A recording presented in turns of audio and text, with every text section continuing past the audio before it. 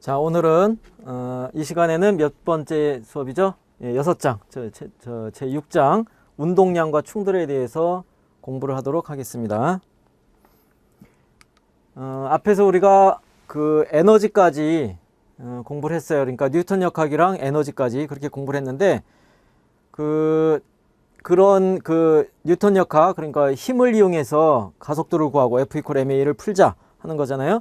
그래서 운동을 분석하자 하는 거고, 에너지는 운동 에너지하고 위치 에너지, 그러니까 이제 합해서 역학적 에너지 보존 등을 이용해서 운동을 분석하자 하는 거였는데, 두 가지 모두 다 힘을 정확하게 알 때 가능한 일이 되죠. 근데 실제적으로는 그 힘을, 두 물체가 힘을 주고받을 때 충돌 같은 게 일어나게 되면은 힘이 매우 짧은 순간에 갑자기 급격한 힘을 주고받을 때가 있어요. 그렇게 되면은 힘에 대해서 우리가 알아내기가 굉장히 어려워요.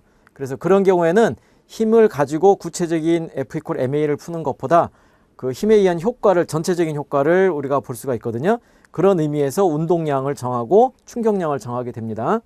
자, 그래서 첫 번째 운동량과 충격량에 관한 얘기인데, 일단 운동량은 선운동량하고 각운동량이 있어요. 그래서 일단 구분해서 표현을 하면은 선운동량이다 라고 표현을 하고요. 근데 특별한 말이 없이 그냥 운동량 그러면 다 선운동량을 얘기하는 겁니다. 자, 그럴 때 선운동량은 P로 표시하는데, 선운동량의 정의는 질량 곱하기 속도를 선운동량으로 정의를 합니다. 이게 이제 입자에 대한 선운동량인데, 그러니까 질량 스칼라에다가 속도 벡터를 곱해서 운동량도 벡터량으로 정의가 되는 겁니다.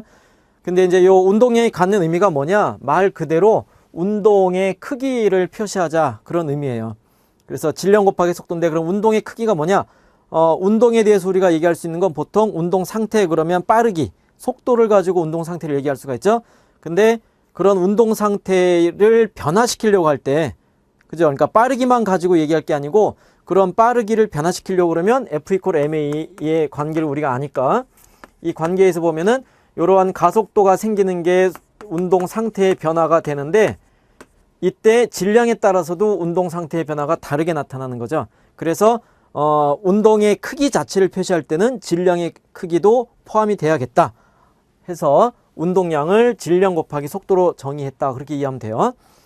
자, 근데 이제 벡터량이기 때문에 각각의 성분별로 운동량의 X성분은 스칼라에다 속도니까 속도의 X성분을 곱해주면 되고, Y축 성분, Z축 성분 각각의 속도의 성분들로부터 운동의 각각의 성분을 따로따로 표시할 수가 있다가 되고요. 그 다음에 참고로 앞에서 우리가 5장에서 에너지에 대해서 공부를 하면서 운동 에너지라는 것을 정의했었잖아요.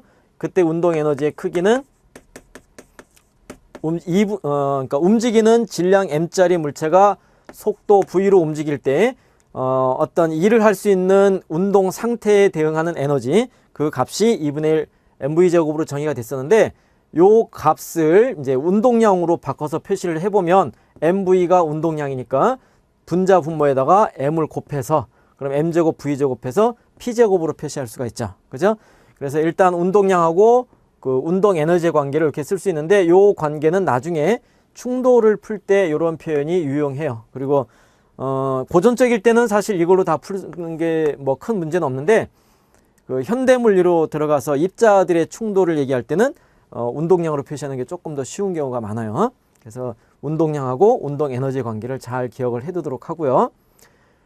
그렇게 해서 이렇게 운동량을 정의를 했는데, 이 운동량이 아까도 잠깐 얘기를 했지만은 그 운동의 크기를 표시한 거기 때문에 뉴턴 제2법칙에서 외부에서 힘이 가해서 운동 상태가 변했다라고 하면 운동 상태의 변화가 운동량이랑 관계가 있겠죠. 그죠?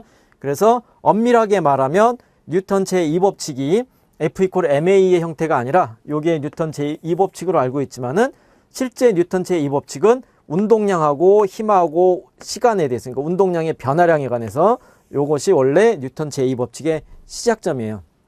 그래서 힘을 어떻게 정했냐면, 물체의 운동량이 변할 때 그 운동량의 변화율, 시간당 변화율, 그것을 R자임으로 정의했다, 그렇게 이해해도 돼요.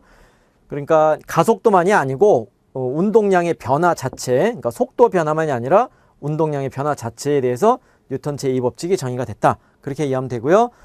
물론 이제 엄밀하게 정의를 하면은 요 나누기가 그냥 전체분의 전체니까 이게 평균이 되는데, 평균의 의미가 아니고 델타 t를 0으로 보면은 극한을 취해주면은 순간적인 변화율을 따질 수가 있죠. 그러니까 미분으로 넘어가는 거예요, 원래. 근데 이제 요 강의 범위에서는 미분 얘기는 안 하니까 일단은 델타 t분의 델타 p 벡터로 표시를 할 거고요. 근데 이제 이렇게 표시했던 뉴턴 제2법칙하고 우리가 앞에서 했던 4장에서 공부했던 뉴턴 제2법칙의 관계가 이 둘이 같은 제2법칙이 돼야 되지 않느냐, 그죠? 예, 그래서 운동량으로 표시된 게 좀 더 포괄적인 표현이지만 요 표현에서 요 표현이 나와야 되죠. 그래서 지금 거꾸로 접근하긴 했는데 ma 대신에 가속도 델타 t분의 델타 v라고 쓰고요. 예, 그 다음에 m을 여기다 집어넣어서 mv로 묶어주면은 요 값이 p니까 요거랑 같은 식이 된다라는 것을 보일 수가 있습니다. 근데 이제 좀 더 정확하게 말하면 요 식에서 요 식으로 넘어가려면 m이 변하지 말아야 돼요. m이 일정한 값. 그러니까 입자의 경우에는 질량이 안 변하니까 문제가 없어요. 근데 이제 입자 계의 경우는 약간 질량이 분리되거나 또는 질량이 변하는 그런 경우라고 하면 그때는 이 식하고 이 식이 똑같은 식은 아니에요. 그럴 때는 요 부분이 더 보편적인 식이 돼요. 요게 맞고 그 다음에 요 식을 바로 쓸 수가 없게 되는 겁니다. 그래서 어쨌건 뉴턴 제2법칙이 운동량으로부터 뉴턴 제2법칙을 표현할 수 있다라는 것을 알고 있어야 되고요. 자, 그래서 이제 이 운동량을 어떻게 활용해서, 그러니까 앞에서 우리가 힘을 다 했고 그 다음에 에너지까지 스칼라로 넘어가서 에너지까지 다 했는데 다시 이제 벡터량을 하는 이유가 있을 건데, 이 운동량을 이용해서 어떻게 우리가 물체의 운동을 분석하느냐 하는 것은 요 뒤에서 충돌해서 구체적으로 다루기로 하고요. 요 운동량이랑 관계되는 것이, 운동량 그러면 항상 따라오는 것이 충격량이 있어요. 그죠? 그래서 충격량에 대한 정의도 같이 해보면